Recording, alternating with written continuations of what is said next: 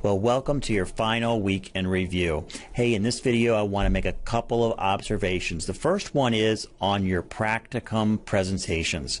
I will let you know that we have been doing practicum presentations for many years, and we have been in an online, the HCA program was originally started off as a land-based program, and about 7 years ago went completely to an online format. And I will let you know that this is the best practicum presentations that we have had since going to an online format. You guys have done a very, very good job. I know we had to do a couple of these. The first one I thought was critical in order to get you some experience with the technology. And then the second one just showed how you really scaled it all up. So, and Dr. Watson commented to me over the week that these were the best ones we've ever seen. We have definitely had some areas where we felt that students could improve, and you guys have really taken it up and set a new high mark for what these things can be like. So I know dealing with the technology can be frustrating. The move note isn't absolutely perfect. We seem to have a little bit more of an error rate with this group as far as like missing slides and a couple of glitchy upload problems. And so we're always looking at new technology. I know that can be kind of frustrating when you're dealing with the technology. Maybe it's not doing what you want, but I will let you know on this end, from what we saw, these presentations were, you did an excellent job. So please pat yourself on the back. In general, your presentations, as far as what was in them, was perfect. You addressed, all the content areas that we were looking for. You followed those instructions very, very well. Everything was very professionally done, and you guys again did very well with the content that was in there. The other thing that really impressed me was the question and answer. And I have seen these things kind of go different directions at different times, where maybe the students weren't quite as engaged with responding back to the other students. But what I found were some really solid, excellent questions, and then your responses were much more than what I've seen in the past. There was a lot of some, great dialogue, really full, rich explanations going back to those questions posed to you. So you did a very, very good job there. Thank you very much for doing that. So great job with the practicum presentations. The practicum papers I'll be grading today, but we've talked about that was really only adding an additional piece onto your original practicum assignment that many of you had done for Dr. Watson. So as long as you've added that extra couple of pages on there about applications to your personal and career development, you should have no problems there as well. Okay, so great job with all of the practicum presentations. As far as what is due for this week, Tuesday is the end of the week, so tomorrow, hopefully you'll see this video before it closes out. Tomorrow is the end of the week. Tomorrow at midnight, a reflection paper. There's no word count, no format required. Just please take a few moments, maybe 45 minutes to an hour, to compose your thoughts and to put that on paper. I give some guidelines as far as what would be in a reflection, a final reflection for a programmatic experience. It need not be what I've suggested, but I wanted to get you thinking about some ideas, such as who helped you along the way, family members, friends, maybe clergy.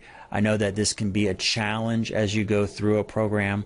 I know that it is a challenge for everyone. Everyone at some point has a challenge throughout to get through this program.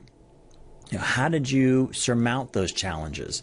And what advice would you give to somebody new coming into the program?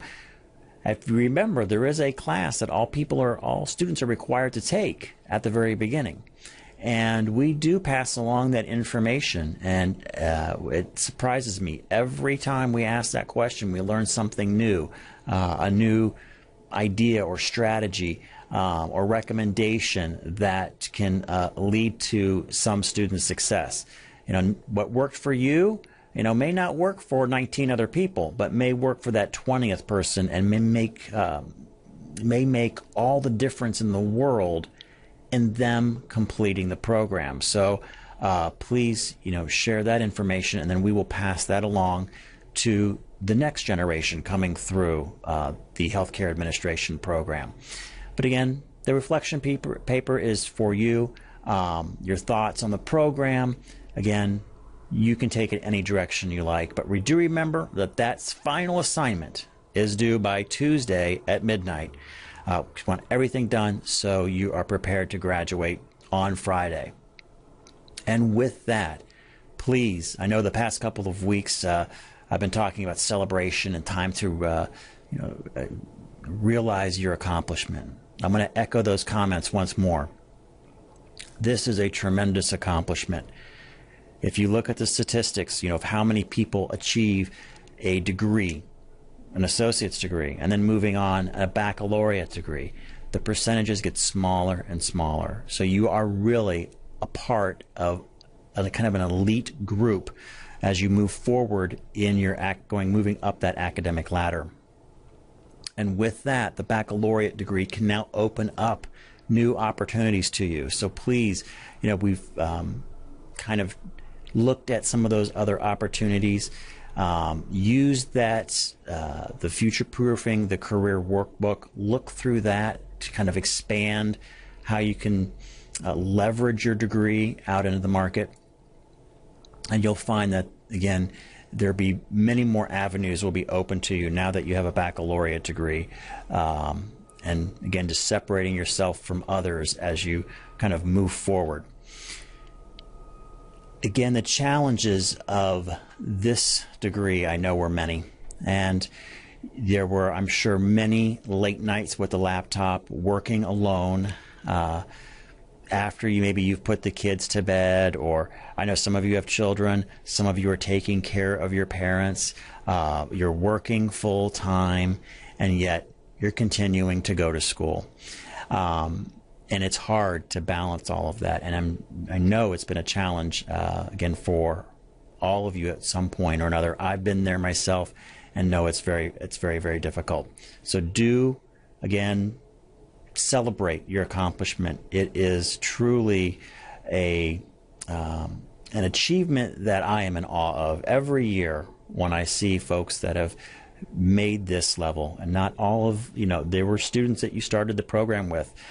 Not all of them made it through. So know that what you've done is truly, truly an accomplishment, and take some time to celebrate with your family, celebrate with yourself, your success in that. I do hope to meet some of you at graduation. I know Dr. Watson, she's the chair of the program. She hopes to meet some of you as well at graduation.